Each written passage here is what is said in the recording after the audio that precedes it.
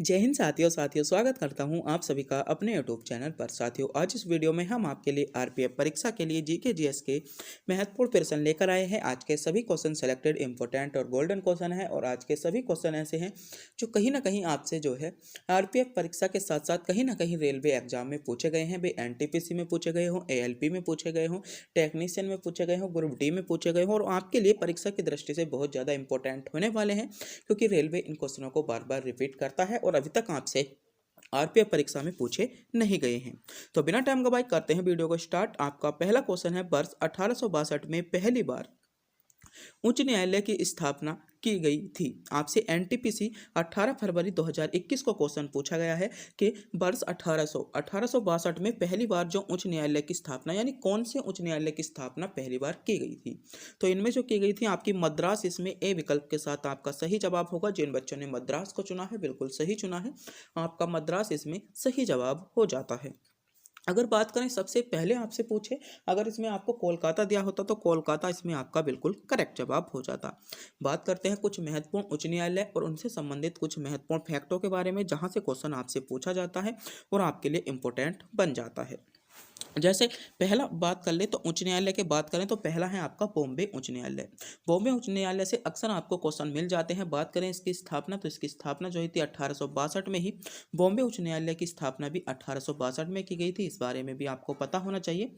बात करते हैं इसका प्रादेशिक अधिकार क्षेत्र यानी क्षेत्राधिकार। इसका जो आपका बॉम्बे उच्च न्यायालय है, इसका आपका जो क्षेत्र है वह कहाँ कहाँ लो है, तो आपका इसमें पता होना चाहिए। इसमें आपका महाराष्ट्र आता है, गोवा आता है, दादर और नागर हवेली, दमन और दीव जो है वह आपका जो आता है, आपको पता होना चाहिए बॉम्बई हवा आपके न्यायालय के अंतर्गत ही आता है। इसकी मुख्य पीठ और पीठ की बात करें तो मुख्य पीठ जो है मुंबई में है और अन्य पीठें जो हैं वे आपकी पणजी, औरंगाबाद और नागपुर। ये क्वेश्चन सेलेक्टेड है। क्वेश्चन आपसे पूछा जा सकता है कि बॉम्बे उच्च न्यायालय की जो आपकी मुख्य पीठ है वे कहाँ पर है, तो मुंबई में है। और जो अन्य पीठें हैं वे कहाँ कहाँ पर हैं, तो वे आपकी पणजी, औरंगाबाद और नागपुर में है। इस बारे में आपको पता होना चाहिए।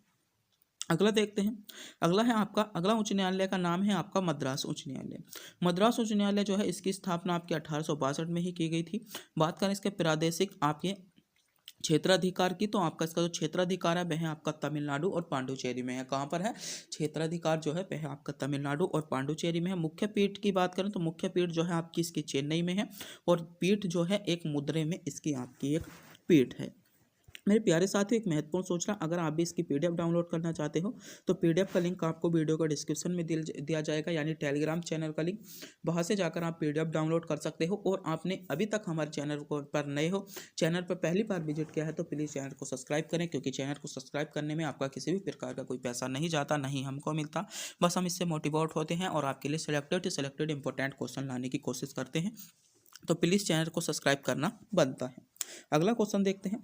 अगला वो फैक्ट है आपका कि उच्च न्यायालय का नाम है आपका कलकत्ता उच्च न्यायालय। कलकत्ता उच्च न्यायालय जो है इसकी स्थापना जो की गई थी आपकी 1862 में ही कलकत्ता उच्च न्यायालय की स्थापना की गई थी। बात करें प्रादेशिक यानी क्षेत्राधिकार के बारे में, तो पश्चिम बंगाल, अंडमान और निकोबार द्वीप समूह जो आते हैं वे आपके प्रादेशिक क्षेत्र के अंतर्गत आते हैं।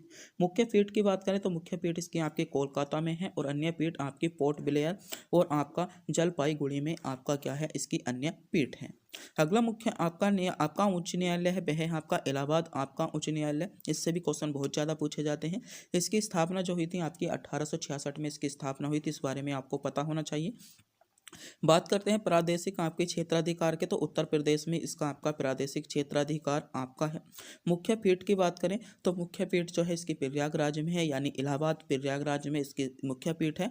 और न्यायिक पीठ की बात करें तो न्यायिक पीठ इसकी आपकी लखनऊ में है, इस बारे में भी आपको पता होना चाहिए। तो ये कुछ आपके महत्वपूर्ण उच्च न्यायालय दिए गए थे जिससे आपसे रेलवे में क्वेश्चन पूछे जा चुके हैं और आपकी परीक्षा के लिए इंपॉर्टेंट भी थे। अगला क्वेश्चन है, निम्नलिखित में से कौन सा राष्ट्रीय उद्यान यूनेस्को की विश्व धरोहर स्थल है। आरआरबी एनटीपीसी आपका 1 अप्रैल 2021 यानी इवनिंग शिफ्ट में आपसे क्वेश्चन पूछा जा चुका है। तो इसमें कौन सा है, आपका जिम कॉर्बेट नेशनल पार्क आपका सही जवाब हो जाएगा। बात करते हैं कुछ महत्वपूर्ण आपके नेशनल पार्क आपके उद्यानों के बारे में और उनसे संबंधित आपके शहरों के और आपके राज्यों के बारे में, जहाँ से क्वेश्चन आपसे पूछा जाता है। जैसा पहला है आपका बांधवगढ़ नेशनल पार्क। अगर हम बात करें बांधवगढ़ नेशनल पार्क की, तो ये कहाँ पर है, आपका एमपी यानी मध्य प्रदेश में आपका शहडोल आपके कहाँ पर, शहडोल स्थान पर आपका एमपी में क्या है, आपका बांधवगढ़ नेशनल पार्क है, इंपॉर्टेंट है। बात करें शिवपुरी नेशनल पार्क की, तो शिवपुरी नेशनल पार्क जो है शिवपुरी आपका मध्य प्रदेश में है। बात करें आपका भगवान महावीर उद्यान, तो ये आपका कहाँ पर है, ये आपका गोवा में है, इस बारे में भी आपको पता होना चाहिए। इंद्रावती राष्ट्रीय उद्यान की बात करें तो बक्सर मध्य प्रदेश में आपका इंद्रावती राष्ट्रीय उद्यान है, ये भी क्वेश्चन इंपॉर्टेंट है। चंदका हाथी विहार, ये क्वेश्चन बहुत ज़्यादा पूछा जाता है, भुवनेश्वर पर उड़ीसा आपका सही जवाब होगा। और बात करें यहीं पर आपका सरिस्का टाइगर रिजर्व की, तो ये आपका अलवर राजस्थान में आपका जो है सरिस्का टाइगर रिजर्व है। बांदीपुर आपका राष्ट्रीय उद्यान की बात करें तो मैसूर कर्नाटक में आपका क्या है, बांदीपुर है। मानस टाइगर रिजर्व की बात करें तो असम में हो जाएगा। और आपका किश्तवाड़ आपका राष्ट्रीय उद्यान की बात करें जम्मू कश्मीर हो जाता है। वहीं पर चंद्रप्रभा गेम सेंचुरी आपकी जो हो जाएगी, ये आपकी वाराणसी उत्तर प्रदेश में हो जाती है, इसके बारे में आपको पता होना चाहिए, क्योंकि ये सभी टाइगर रिजर्व आपके लिए इंपॉर्टेंट है, सेलेक्टेड है, जो जहाँ से आपसे क्वेश्चन पूछा जाता है, परीक्षा की दृष्टि से बहुत ज़्यादा इंपॉर्टेंट टॉपिक बन जाता है। अगला क्वेश्चन देखते हैं। अगला क्वेश्चन है अंतर्राष्ट्रीय अहिंसा दिवस कब बनाया जाता है। क्वेश्चन आपसे पूछा जा रहा है कि अंतर्राष्ट्रीय अहिंसा दिवस आपका कब बनाया जाता है, क्योंकि ये क्वेश्चन भी आपसे परीक्षा में पूछा जा चुका है। तो अंतर्राष्ट्रीय अहिंसा दिवस जो बनाया जाता है वह आपका 2 अक्टूबर को बनाया जाता है, यानी विकल्प सी में आपको 2 अक्टूबर दिया है, विकल्प सी इसमें आपका सही जवाब होगा। अंतर्राष्ट्रीय अहिंसा दिवस आपका 2 अक्टूबर के साथ इसमें करेक्ट जवाब हो जाता है। बात करते हैं कुछ महत्वपूर्ण दिवसों के से संबंधित आपकी जानकारी के बारे में, जो आपसे रेलवे एग्जाम में पूछे गए हैं।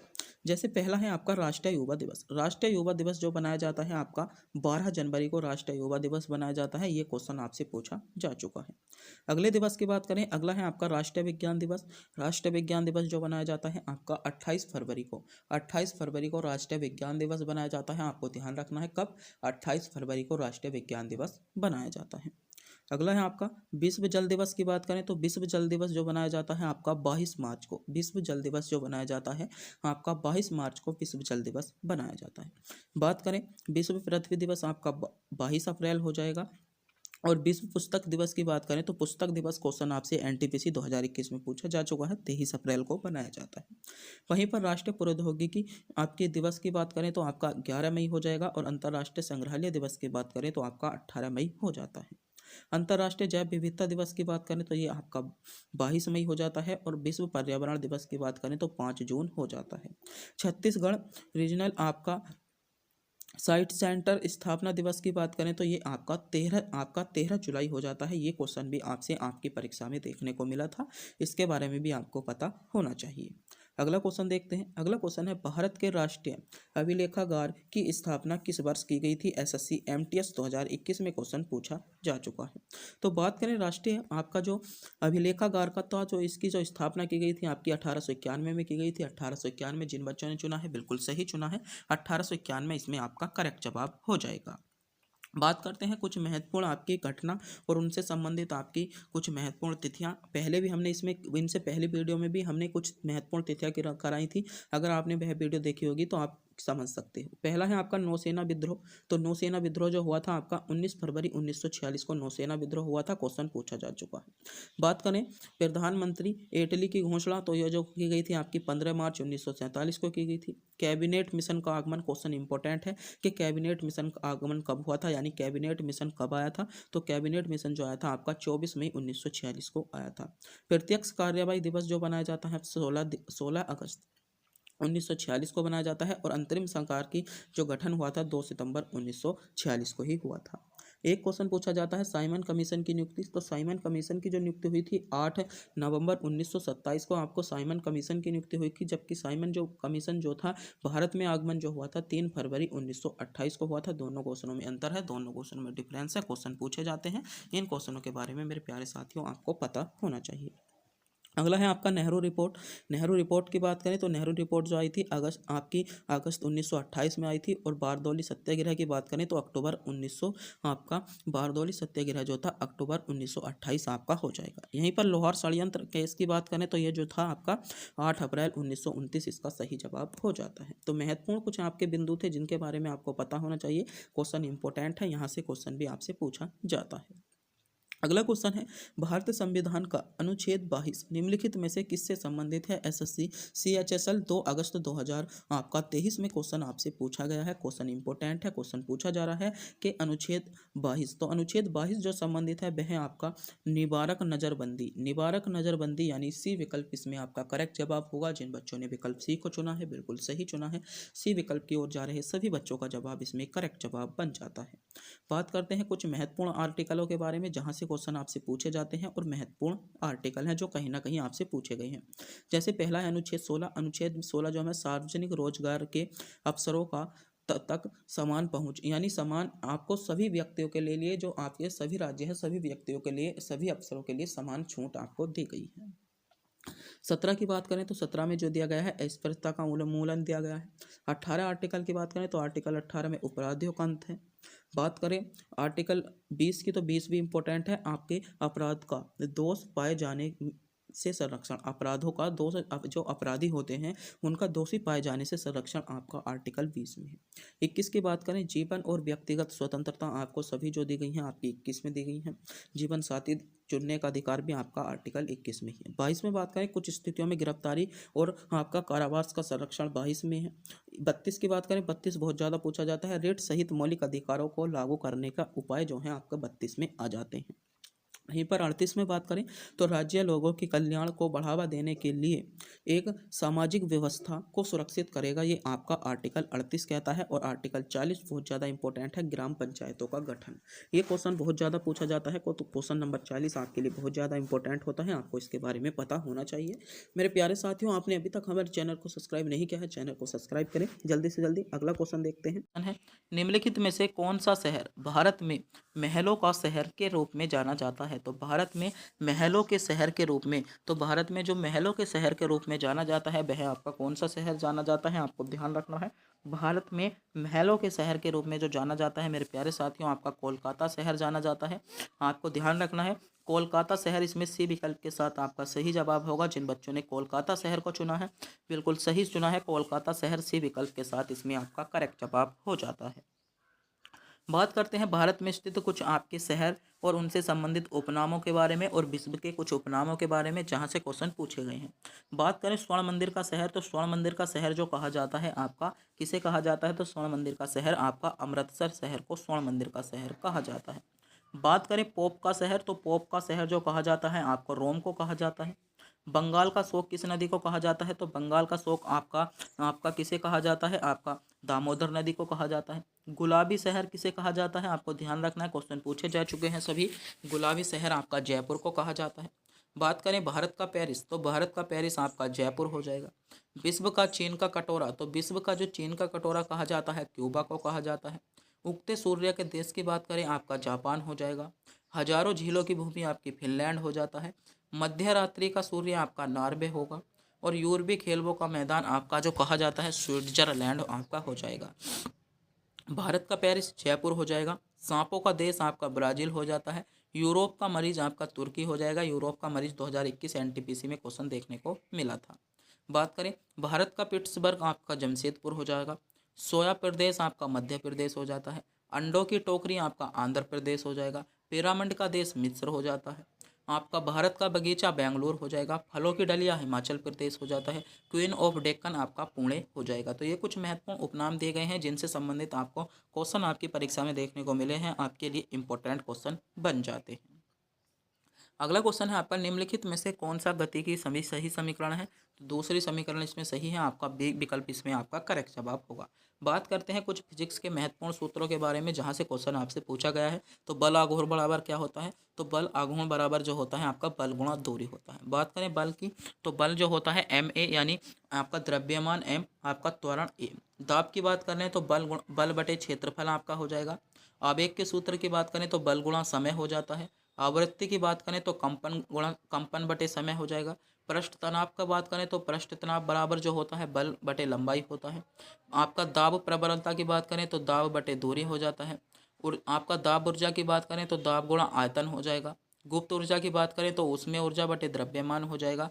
और कार्य और ऊर्जा ई की बात करें तो बल गुणा विस्थापन आपका हो जाता है। आपको ध्यान रखना है, ये भी क्वेश्चन आपके लिए इंपॉर्टेंट आपका आरपीएफ परीक्षा के साथ साथ टेक्नीशियन के लिए भी आपका 19 दिसंबर वाले परीक्षा के लिए इंपॉर्टेंट क्वेश्चन है।